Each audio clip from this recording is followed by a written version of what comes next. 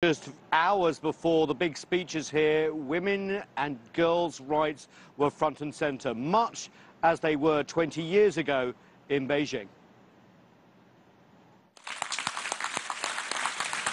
It's been called Beijing Plus 20.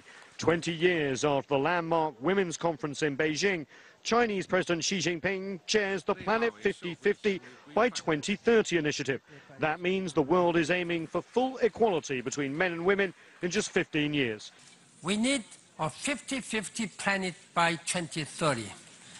Let's step it up for gender equality. As heads of state and government, you have the power and responsibility to ensure that gender equality is and remains a national priority. Countries rich and poor made pledges. German Chancellor Angela Merkel, one of the world's most powerful women, committed to a more prominent role for women in the economy. Liberia's president, Africa's first female head of state, pledged to pass a new law against domestic violence.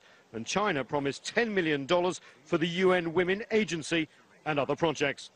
To support women's development worldwide and the work of the UN Women, China will donate $10 million to the UN Women.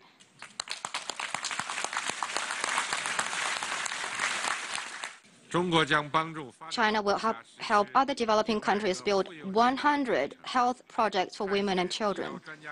Many world leaders attended the summit, but not the US president. However, he did address the UN, saying all countries do better when they invest in women.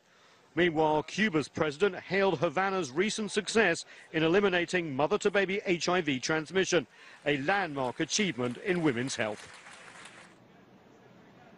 This is one of the biggest events ever held on gender equality. Lots of heads of state coming as heads of state sign on to the Sustainable Development Goals, and also just hours before the big speeches, of course, by, in order, US President Barack Obama, Chinese President Xi Jinping, Russian President Vladimir Putin, Iran's President Rouhani, Raul Castro. Yes, they are all men, but there's a big push here in the halls behind me to think about the next Secretary General not being a man, but a woman. Susan?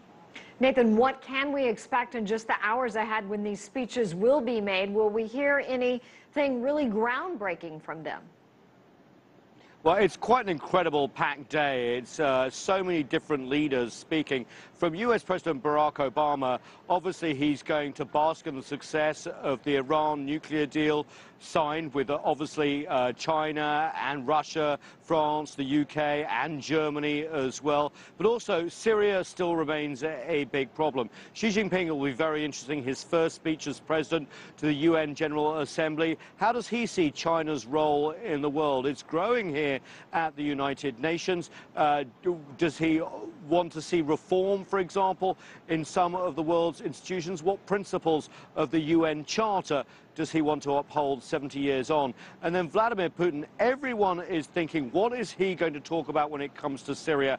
There has been a real shift at the moment in terms of Syria. Is it positive? Is it negative? Are people coming together with the realities on the ground? Same with Iran. Iran has announced with Russia that it is forming a coalition along with Baghdad, Iraq, over Syria to prop up the Assad government, but also to fight ISIL. Is that in competition or in connection with the coalition set up by the United States? And of course, everyone will want to hear from Raul Castro as well, as the US and Cuba have re-established diplomatic relations for the first time in 50 years. The Cuba embargo is still a big thing here at the United Nations. Everyone will want to know about hints about when that will be lifted. An action-packed day. I don't think in living memory we've seen so many powerful and influential world leaders speak within just minutes of each other.